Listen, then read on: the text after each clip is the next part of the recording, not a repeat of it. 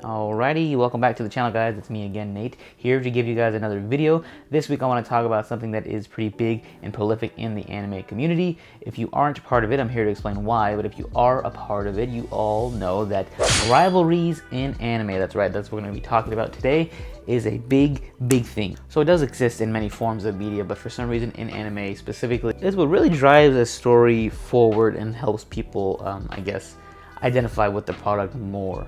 Now, of course, there are stories in anime that don't directly involve any sort of rivalry per se. It does have conflict, as most, stories do have conflict. But for some reason, some of the bigger shows, the ones that people are drawn to more, do have sort of that dynamic between two people who oppose each other.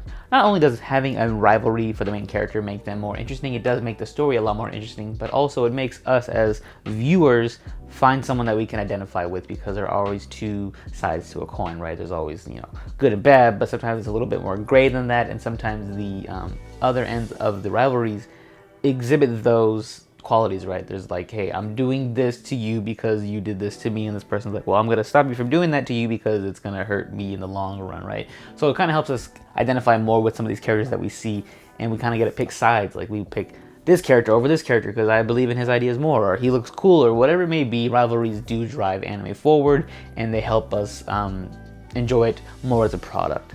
I didn't want to do like a definitive top 5 of my favorite rivalries list, because I feel like a lot of them are pretty similar to probably what yours are, and although I do watch a lot of anime, I haven't watched nearly as much as some people on the internet, so I could be missing a few like obscure ones that you yourself see as your favorite. So I'm just going to give you guys a couple of examples of what I see in anime and which ones that I enjoy the most. Now, the first one I'm going to talk about is probably the most classic and probably the oldest, because it is from Akira, which is probably the, first time many of us here in the States have seen anime or are exposed to it in a mainstream fashion. So obviously I'm going to be talking about the rivalry between Tetsuo and Canada. Now, this rivalry was interesting because if you haven't read the manga, which I haven't, I know it probably delves a lot deeper, but in the movie that we see those characters who start off as friends who are part of like the same little posse, I guess, and they're just kind of like rebels without a cause, and they're just running amok everywhere. And as the story progresses, we see Tetsuo kind of grow into, I don't want to say jealous, but kind of a absolute power corrupts absolutely type character, where he just kind of becomes corrupt with the power that he's given throughout the movie, and he kind of pushes everybody aside, and he forgets all about his friends, and Canada himself, he just forgets about him completely. Whereas on the other hand, we have Canada, who wants to do the right thing and wants to save his friend through all of it, even though he's doing all this shit around the city. It doesn't matter to him. He's like, I need to save my friend, because at the end of the day, he is my friend.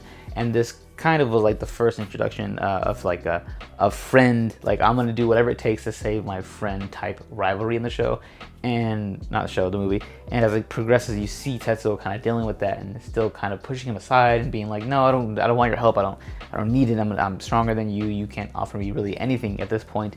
In all this life that we had together, you kind of looked down on me kind of a little bit, but now that I have power, I look down on you, and I don't need you. So it's interesting to see the lengths of which Canada does go to save his friend, and we see towards the end, how the power, like I mentioned earlier, does corrupt, and Tetsuo does go corrupt. The virus takes over his body, and he's kind of freaking out. And by the end of it, he's like, hey, you know what? My friends were good friends to me, and I want them to save me. And, at the end of the day, I fucked up. And that's when you see the forgiveness come into play. And, Tetsuo, I think, through this reflects and sees how much his friendship meant to him. And, it kind of does teach us a lot about friendships. And though we see this person as our friend, we also do have in the back of our mind sometimes, like, hey, I want to kind of be seen on the same level as you, or maybe sometimes feel like I am better than you, because whatever it is within ourselves, like pride or whatever, we want to feel like I'm a little bit ahead of you, even though, I consider you like my equal. I want to feel like have that little bit of power over you, but you don't ever want it to get too crazy to where you feel like how he is, or he's like, I don't need you anymore. I outgrew you as a friend and all that. So that was always one of my favorite rivalries. Plus the scenes between them, very powerful, and the voice acting and the choreography between them when they're going at it is just like top notch. In sports they say that a rivalry doesn't start, or a rivalry is not a rivalry until the other side opposes you equally. This is one of those cases where the other side does not really oppose each other. It's not really a rivalry at all. In the form of what we see and what we consider it in anime, I guess it is. Goku and Vegeta is probably like the #1 rivalry for most people. When they think of like anime and rivalries, they think, oh yeah, Goku versus Vegeta. And when I said earlier about how it doesn't really equal each other, Vegeta really never does get the upper hand on Goku. Maybe when they first meet, but the rest of it, it's always Goku surpassing Vegeta and Vegeta just trying to play catch up. And even when he does catch up, we get some new power up for Goku, and it's total bullshit. Me, I'm a Vegeta lover, and I understand and I see that he will never be equal to or greater than Goku. For some reason, they'll never let that happen.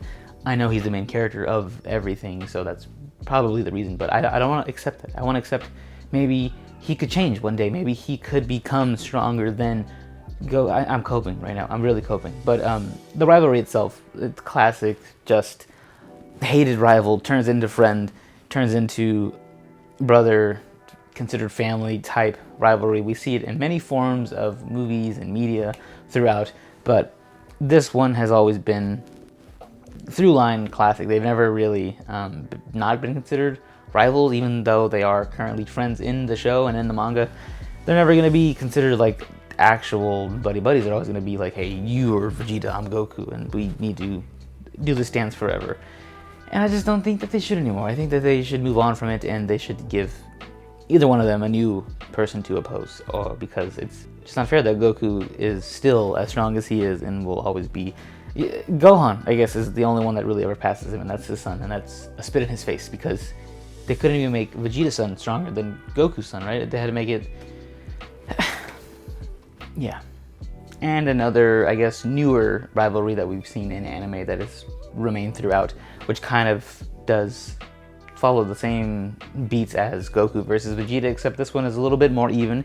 It's going to be Naruto and Sasuke. That is another one that people see and they're like, hey, that's, when I think of anime, I think of these two opposing each other. It's Naruto versus Sasuke, and I say it's a little closer because at some points, and even I think still now, Sasuke kind of is stronger than Naruto, and Naruto is the main character, so it's like the opposite of Goku versus Vegeta. But in this case, Naruto does become stronger than Sasuke at some points, but then when they raise the bar, they switch it up. So they go back and forth throughout the show, which I think is a little bit cooler than the Goku versus Vegeta one, or at least it's a little bit more interesting. And the hate that they had for each other at one point, and it was kind of mirrors a little bit of like the Tetsuo and Canada one from earlier, how no matter what Sasuke did, Naruto's always going to want him, and it wants him to be his friend, and he always wants to like save him. No matter what the cost is, it's always going to be, hey, you're my friend at the end of the day, I need to save you. And Sasuke's kind of like, I want power, and that's it, and I'm doing my own thing. You are my friend, I'm not your friend. It's like, hey, I'm a coworker type thing.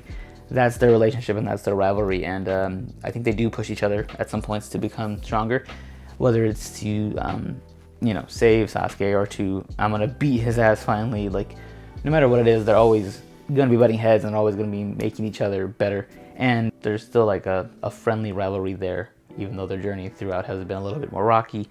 So they have a lot more of a healthier rivalry, I guess. I feel like, yeah, it's very give and take. It's not so much take as Goku versus Vegeta is. And then my personal favorite rivalry that I've seen so far, there's been a lot of good ones. Like I mentioned earlier, I don't want to miss any one that you potentially might have known. So if you do know some, just let me know in the comments, whatever your favorites are. But for me, Light versus L has been one of my favorites. It is my favorite, anime of all time, so that might be another factor into it.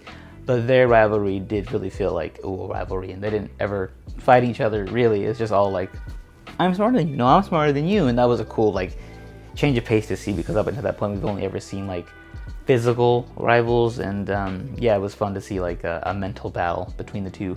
And I think at one point they considered each other friends towards the end, but throughout the whole thing it was always like, I'm gonna outsmart you, no, I'm gonna outsmart you.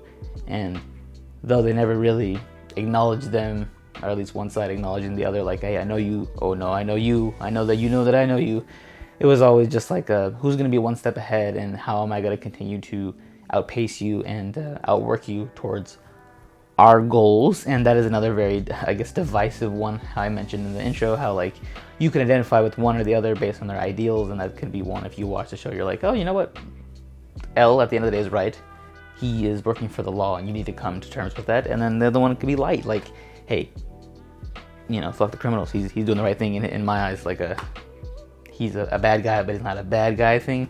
Although he was a bad guy, like really. But yeah, that was another one where you can identify in different sides, and you kind of pick your side that you're on more or less throughout the show. And yeah, for me it was always L. I thought he was way cooler, way smarter.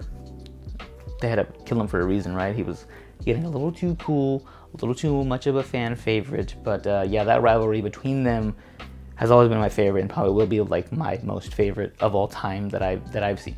You know, it's not, like I mentioned, not the most physical, but it is all mental, and it is still just as tense and rewarding and disappointing as most rivalries that we've seen in anime. So through it all, I think that having a rivalry of any sort in your show, whether it's good or bad or just kind of middle of the road, will make it a lot more interesting for us as viewers, because we like to see some sort of opposition, and we are, at the end of the day, competitive, I feel like, by nature. So we want to kind of pick a side and see which one will come out in the end, and see which one is going to be victorious. And yeah, I just feel like it's healthy no matter what form of rivalry we get in a show, and I think it's necessary.